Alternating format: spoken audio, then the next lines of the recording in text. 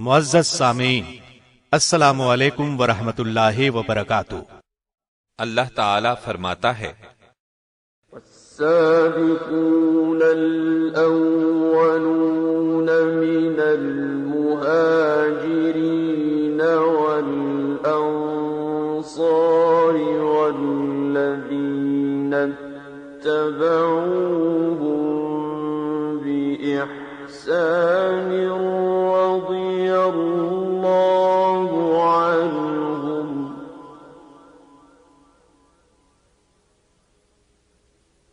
رضي الله عنهم ورضوا عنه وأعد لهم جنات تجري تحتها الأنهار خالدين فيها أبدا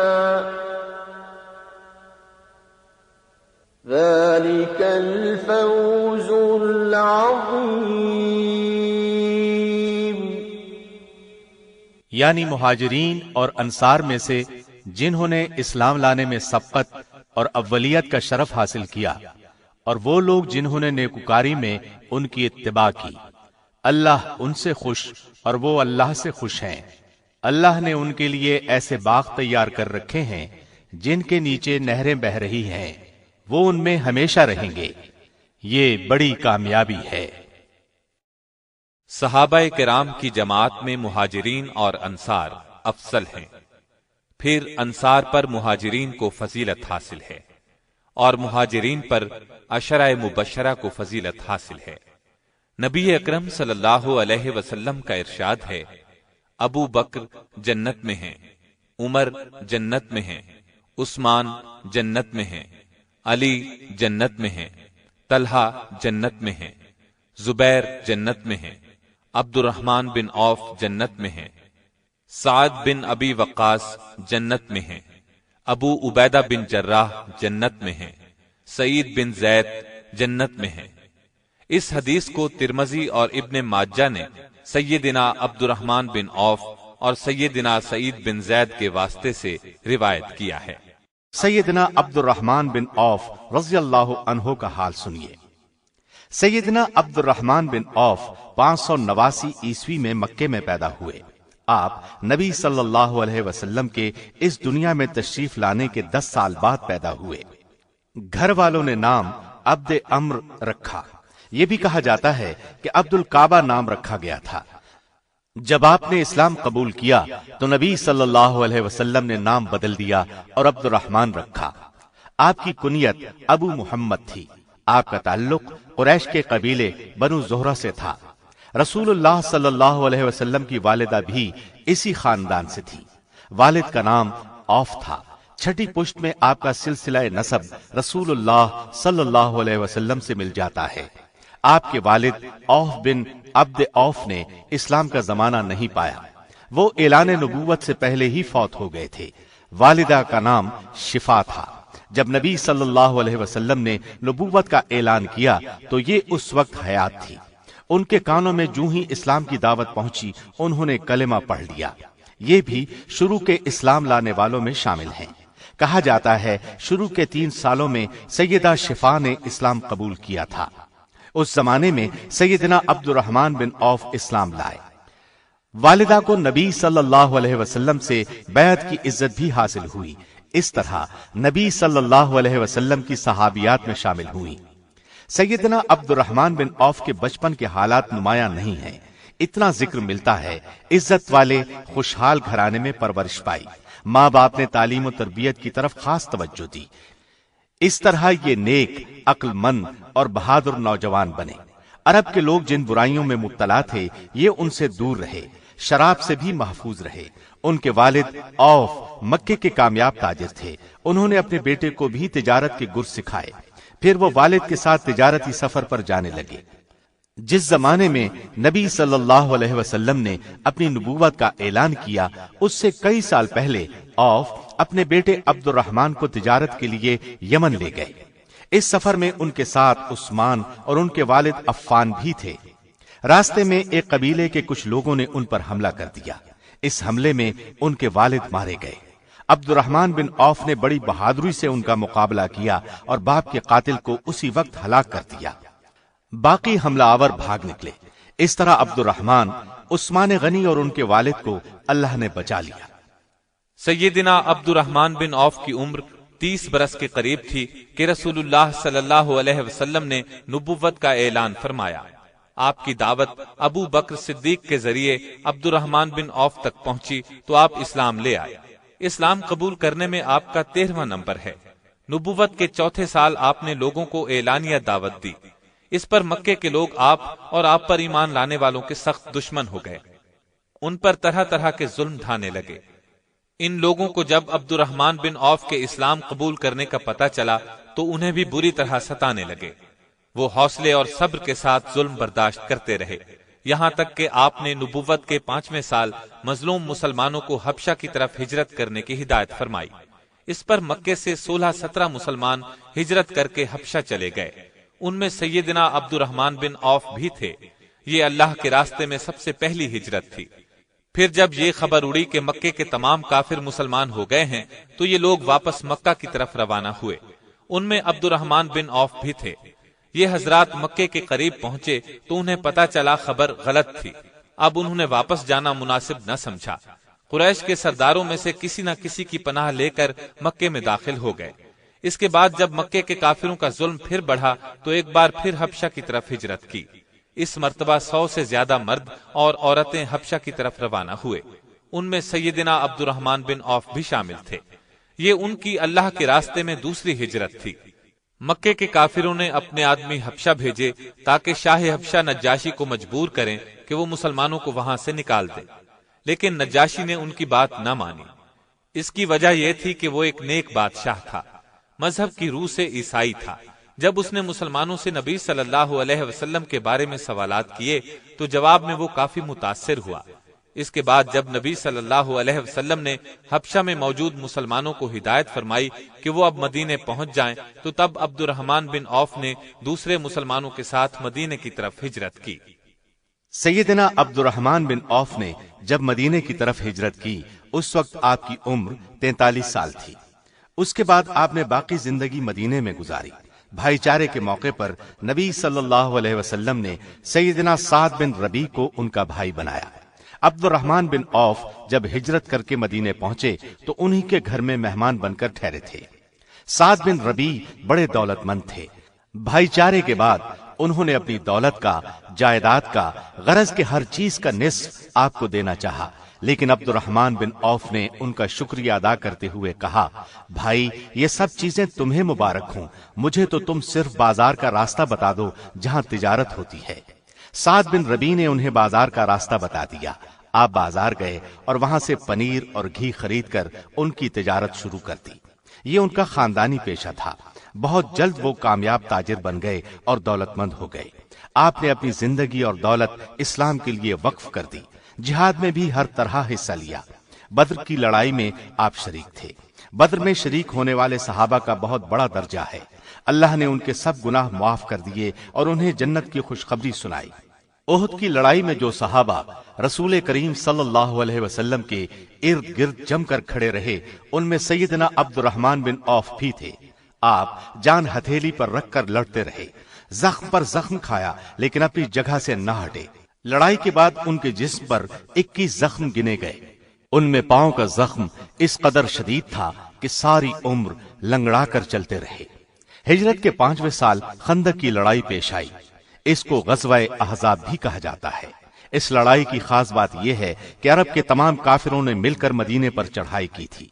آپ نے مدینے میں ٹھہر کر اس کا مقابلہ کرنے کا فیصلہ کیا اور سیدنا سلمان فارسی کے مشورے پر شہر کے گرد خندق کھودی گئی۔ اس کام میں نبی صلی اللہ علیہ وسلم اور دوسرے صحابہ کے ساتھ سیدنا عبد الرحمن بن عوف نے بھی حصہ لیا۔ شام کی طرف جانے والے تجارتی قافلے دومت الجندل سے گزرتے تھے۔ اس علاقے میں بنو کلب کے لوگ آباد تھے۔ یہ لوگ عیسائی تھے اور قافلوں کے لیے بڑا خطرہ تھے۔ شعبان 6 ہجری میں رسول اللہ صلی اللہ علیہ وسلم نے عبد الرحمن بن عوف کو سالار بنا کر 700 صحابہ کا لشکر دے کر ان کی طرف روانہ کیا۔ اپنے ہاتھ سے ان کے سر پر پگڑی باندھی۔ وہاں پہنچ کر آپ نے بنو کلب کو اسلام کی دعوت دی۔ 3 دن تک وہ انہیں تبلیغ کرتے رہے۔ آخر تیسرے دن قبیلے کے لوگ مسلمان ہو گئے۔ فتح مکہ کے موقع پر بھی آپ ساتھ تھے۔ قبیلہ بنو حوازن اور بنو سعد نے مکے پر حملے کی تیاری کی تو نبی صلی اللہ علیہ وسلم 12,000 کا لشکر لے کر آگے بڑھے۔ حنین کے مقام پر یہ قبیلے جمع ہو رہے تھے۔ آپ بھی وہاں پہنچ گئے۔ اسلامی لشکر میں عبد الرحمن بن عوف بھی شامل تھے۔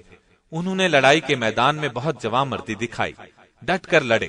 اللہ تعالیٰ نے کافروں کو شکست دی۔ ان کے 6,000 آدمی گرفتار ہوئے، باقی بھاگ نکلے۔ غزوہ تبوک کے موقع پر جب تمام صحابہ نے دل کھول کر چندہ دیا، سیدنا عبد الرحمن بن عوف نے ایک بڑی رقم نبی صلی اللہ علیہ وسلم کی خدمت میں پیش کی۔ اس سفر میں ایک خاص واقعہ یہ پیش آیا کہ لشکر نے ایک جگہ پڑاؤ ڈالا۔ صبح کے وقت فجر کی نماز سے پہلے نبی صلی اللہ علیہ وسلم قضائے حاجت کے لیے تشریف لے گئے۔ آپ کو واپس آنے میں کچھ دیر ہو گئی تو لوگوں نے عبد الرحمن بن عوف کو امامت کے لیے کھڑا کر دیا۔ انہوں نے نماز شروع کر دی۔ جب نبی صلی اللہ علیہ وسلم وضو کر کے تشریف لائے تو مغیرہ بن شعبہ آپ کے ساتھ تھے۔ انہوں نے ارادہ کیا کہ عبد الرحمن بن عوف کو پیچھے ہٹا دیں، لیکن آپ نے فرمایا رہنے دو۔ پھر نبی صلی اللہ علیہ وسلم نے عبد الرحمن بن عوف کے پیچھے 1 رکعت ادا کی۔ ان کے سلام پھیرنے پر آپ نے بقیہ نماز پوری کی۔ تبوک سے واپسی پر آپ نے حج کے لیے 300 صحابہ کا قافلہ مکے کی طرف روانہ کیا۔ اس میں عبد الرحمن بن عوف بھی تھے۔ ہجرت کے 10ویں سال نبی صلی اللہ علیہ وسلم حج کے لیے تشریف لے گئے۔ 1 لاکھ سے زائد صحابہ ساتھ تھے۔ ان میں سیدنا عبد الرحمن بن عوف بھی تھے۔ ہجرت کے 11ویں سال نبی صلی اللہ علیہ وسلم بیمار ہو گئے اور ربیع الاول کے مہینے میں اس دنیا سے رحلت کر گئے۔ انا للہ و انا الیہ راجعون۔ دوسرے مسلمانوں کی طرح سیدنا عبد الرحمن بن عوف کو بھی شدید صدمہ پہنچا، غم سے نڈھال ہو گئے۔ ابو بکر صدیق کی خلافت میں آپ سے حکومتی معاملات میں مشورے لیے جاتے رہے۔ اسی طرح سیدنا عمر کے دور میں بھی آپ مشیر رہے۔ آپ کے مشوروں کو قدر کی نگاہ سے دیکھا گیا۔ امیر حج بنائے گئے۔ ایک مرتبہ شام کے وقت مدینے کے باہر ایک قافلہ آ کر رکا۔ امیر المومنین عمر فاروق کو پتا چلا تو سید عبد الرحمن بن عوف سے فرمایا، قافلے والے تھکے ماندے ہوں گے، بے خبر سو جائیں گے، ایسے میں کوئی نقصان نہ ہو جائے، آؤ تم اور میں رات کو قافلے کی پہراداری کریں۔ چنانچہ دونوں رات بھر پہرا دیتے رہے۔ 16 ہجری کو سیدنا عمر فاروق رضی اللہ عنہ شام تشریف لے گئے۔ وہاں بیت المقدس کے عیسائیوں سے صلح کا معاہدہ طے پانا تھا اور اس معاہدے کے تحت عیسائیوں کو بیت المقدس حوالے کرنا تھا۔ یہ معاہدہ جابیہ کے مقام پر لکھا گیا۔ گواہ کے طور پر عبد الرحمن بن عوف نے دستخط کیے۔ سیدنا عمر نے جب آخری مرتبہ 23 ہجری میں حج کیا تو عبد الرحمن بن عوف ساتھ تھے۔ ابو لولو یہودی نے جب سیدنا عمر فاروق پر خنجر سے 6 وار کیے تو آپ نے عبد الرحمن بن عوف کا ہاتھ پکڑ کر اپنی جگہ امامت کے لیے کھڑا کر دیا، خود زمین پر گر پڑے۔ عبد الرحمن بن عوف نے نماز مکمل کی۔ اس وقت تک ابو لولو نے 9 صحابہ پر وار کیے تھے، ان میں سے 7 شہید ہو گئے۔ عمر رضی اللہ عنہ کے زخم بہت شدید تھے، لوگ اٹھا کر گھر لائے۔ اس حالت میں آپ نے خلافت کے لیے 6 صحابہ کے نام تجویز کیے اور فرمایا، میں ان سے بڑھ کر کسی کو خلافت کا حقدار نہیں سمجھتا۔ وہ 6 نام یہ تھے: سیدنا عثمان، سیدنا علی، طلحہ، زبیر، عبد الرحمن بن عوف، سعد بن ابی وقاص رضی اللہ عنہم۔ یکم محرم 24 ہجری کو عمر رضی اللہ عنہ نے وفات پائی۔ قبر میں اتارنے والوں میں عبد الرحمن بن عوف بھی تھے۔ آپ کے بعد سیدنا عثمان رضی اللہ عنہ خلیفہ بنے۔ آپ بھی عبد الرحمن بن عوف کی بہت عزت کرتے تھے۔ آپ نے انہیں امیر الحج بھی بنا کر بھیجا۔ 29 ہجری میں حج کے لیے گئے تو عبد الرحمن بن عوف کو ساتھ لے گئے۔ سیدنا عثمان کی خلافت کے 6 سال امن و سکون سے گزرے، لیکن پھر ان کے خلاف سازشیں شروع ہو گئیں۔ عبد الرحمن بن عوف کبھی بھی کسی سازش کے قریب تک نہ گئے، اپنا وقت نہایت خاموشی سے گزارتے رہے، یہاں تک کہ دنیا سے رخصتی کا وقت آ پہنچا۔ عبد الرحمن بن عوف نے خلافت عثمانی میں خلافت کے 8ویں سال 31 ہجری میں وفات پائی۔ وہ ماہ سفر کی پہلی تاریخ تھی، منگل کا دن تھا۔ اس وقت ان کی عمر 72 سال تھی۔ ان کی وفات کی خبر سن کر مسلمانوں کو شدید صدمہ پہنچا۔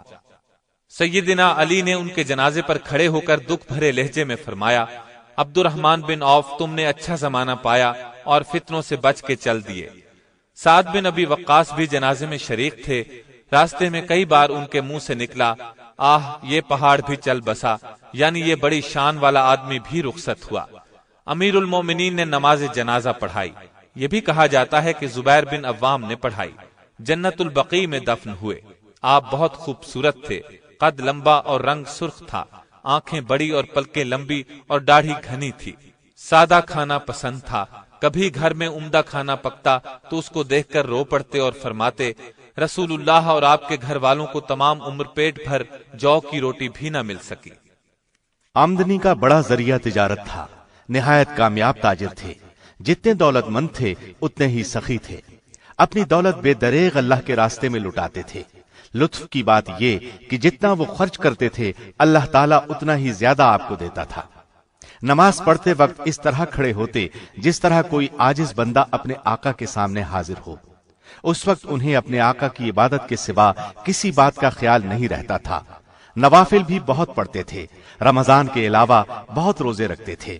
زندگی میں کئی حج کیے، دین کے بہت بڑے عالم تھے، کئی شادیاں کی، ان سے 8 لڑکیاں اور 20 کے قریب لڑکے پیدا ہوئے۔ آپ کے ایک بیٹے ابو سلمہ کا شمار بہت ہی بڑے عالموں اور تابعین میں ہوتا ہے۔ گھر والوں سے بہت شفقت کا برتاؤ کرتے تھے۔ آپ ان 10 خوش نصیبوں میں ہیں جنہیں دنیا میں جنت کی خوشخبری سنائی گئی۔ اس کے باوجود آپ آخرت کی بہت زیادہ فکر کرتے تھے، کبھی ایسا کام نہیں کرتے تھے جس سے اللہ ناراض ہو۔ اپنا مال غریبوں، مسکینوں اور حاجت مندوں میں تقسیم کرتے رہتے تھے۔ آپ کو اللہ نے بے انتہا دولت دی تھی، ساتھ ہی دل بھی بہت بڑا دیا تھا۔ ایک روز اپنی ایک زمین 40,000 میں فروخت کی۔ اسی وقت یہ رقم مدینے کے غریبوں اور مسکینوں میں تقسیم کرا دی۔ ایک مرتبہ جہاد کے لیے گھوڑوں کی ضرورت پیش آئی، آپ نے 500 گھوڑے دیے۔ ایک دفعہ 500 اونٹ مجاہدین کی خدمت کے لیے پیش کیے۔ ایک اور موقع پر 1500 اونٹ اللہ کے راستے میں دیے۔ 2 اور موقعوں پر نبی صلی اللہ علیہ وسلم نے خرچ کرنے کی ترغیب دی تو آپ نے 40 ہزار نقد پیش کر دیے۔ ایک روز آپ نے غلام آزاد کرانے کی ترغیب دی۔ عبد الرحمن بن عوف نے ایک ہی دن 30 غلام آزاد کر دیے، حالانکہ ایک ایک غلام کئی ہزار میں خریدا تھا۔ وفات سے پہلے فرمایا، بدر کی لڑائی میں جو صحابہ رسول اللہ صلی اللہ علیہ وسلم کے ساتھ شریک ہوئے ان میں سے جو ابھی تک زندہ ہیں انہیں بلاؤ، اور میری طرف سے ہر ایک کو 400 دینار پیش کرو، اور میری طرف سے درخواست کرو کہ وہ یہ ہدیہ قبول کر لیں۔ اس وقت تقریباً 100 بدری صحابہ زندہ تھے۔ ان سب نے نہایت خوشی سے یہ ہدیہ قبول کیا۔ پھر فرمایا کہ 50,000 دینار اور 1,000 گھوڑے اللہ کی راہ میں تقسیم کر دیے جائیں۔ چنانچہ یہ بھی اسی وقت تقسیم کر دیے گئے۔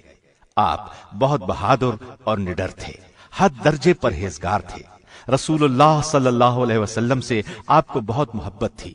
اسی طرح رسول اللہ صلی اللہ علیہ وسلم کو بھی عبد الرحمن بن عوف سے بہت محبت تھی۔ نبی صلی اللہ علیہ وسلم کے بعد عبد الرحمن بن عوف نے امہات المومنین کا ہر طرح خیال رکھا، بڑی بڑی رقمیں انہیں بھیجا کرتے تھے۔ ایک بار خالد بن ولید نے عبد الرحمن بن عوف کو کوئی سخت بات کر دی۔ انہوں نے نبی صلی اللہ علیہ وسلم سے شکایت کی۔ نبی صلی اللہ علیہ وسلم نے خالد بن ولید کو بلایا اور فرمایا، خالد، تم میرے بدری صحابہ میں سے کسی کو تکلیف نہ دو، کیونکہ تم میں سے کوئی احد کے برابر سونا خرچ کر دے تو بھی بدری صحابہ کے مرتبے کے نصف کو بھی نہیں پہنچ سکتا۔ عبد الرحمن بن عوف کو نبی صلی اللہ علیہ وسلم سے بہت محبت تھی۔ ضرورت پڑنے پر اپنی جان، اولاد اور مال قربان کرنے کے لیے تیار رہتے تھے۔ کافروں سے جتنی لڑائیاں ہوئیں وہ قریب سبھی میں آپ کے ساتھ رہے۔ وہ ان چند صحابہ میں سے تھے جن میں سے کوئی نہ کوئی آپ کی خدمت میں حاضر رہتا تھا تاکہ آپ کو کوئی ضرورت پیش آ جائے تو اس کو پورا کر سکے۔ ایک روز عبد الرحمن بن عوف آپ کی خدمت میں حاضر تھے۔ آپ گھر سے باہر نکلے، عبد الرحمن بن عوف بھی آپ کے پیچھے ہو لیے۔ ایسے میں آپ کچھ فاصلے پر واقع ایک باغ میں داخل ہوئے۔ جب آپ کافی دیر تک باغ سے باہر تشریف نہ لائے تو یہ بھی باغ میں داخل ہو گئے۔ دیکھا کہ آپ سجدے میں پڑے ہیں۔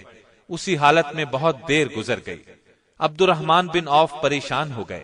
دل میں خیال گزرا کہ شاید اللہ نے آپ کو اپنے پاس بلا لیا ہے۔ یہ خیال آتے ہی روتے ہوئے آپ کے نزدیک گئے۔ اسی وقت آپ نے سر مبارک اٹھایا اور دریافت فرمایا، عبد الرحمن بن عوف کیا بات ہے؟ انہوں نے عرض کیا، اے اللہ کے رسول، میرے ماں باپ آپ پر قربان ہوں، آپ اتنی دیر سجدے میں پڑے رہے، میں سمجھا کہ آپ ہمیشہ کے لیے ہم سے جدا ہو گئے ہیں، اس لیے مجھے رونا آ گیا۔ آپ نے یہ سن کر فرمایا، اے عبد الرحمن، جبریل مجھے خوشخبری دے رہے تھے کہ جو آپ پر درود بھیجے گا اللہ تعالیٰ اس پر درود بھیجے گا، جو آپ پر سلام بھیجے گا اللہ تعالیٰ اس پر سلام بھیجے گا۔ یہ سجدہ اس خوشخبری کے شکرانے کا تھا۔ ایک دفعہ عبد الرحمن بن عوف نے اپنی کچھ زمین 40,000 میں بیچی۔ اس کا ایک حصہ انہوں نے اپنے خاندان بنو زہرہ کے غریبوں، مسکینوں اور حاجت مندوں میں تقسیم کر دیا، ایک حصہ امت کی ماؤں کی خدمت میں بھیج دیا۔ عائشہ صدیقہ کے پاس ان کا حصہ پہنچا تو آپ نے پوچھا، یہ مال کس نے دیا؟ انہیں بتایا گیا کہ عبد الرحمن بن عوف نے زمین فروخت کی ہے اور مال تقسیم کیا ہے۔ سیدہ عائشہ نے فرمایا، مجھ پر اور تم پر سوائے بھلے لوگوں کے کوئی مہربانی نہیں کرے گا، اللہ تعالیٰ ابن عوف کو جنت کی نہر سے سیراب کرے۔ رسول اللہ صلی اللہ علیہ وسلم عبد الرحمن بن عوف کو صادق اور سخی فرمایا کرتے تھے۔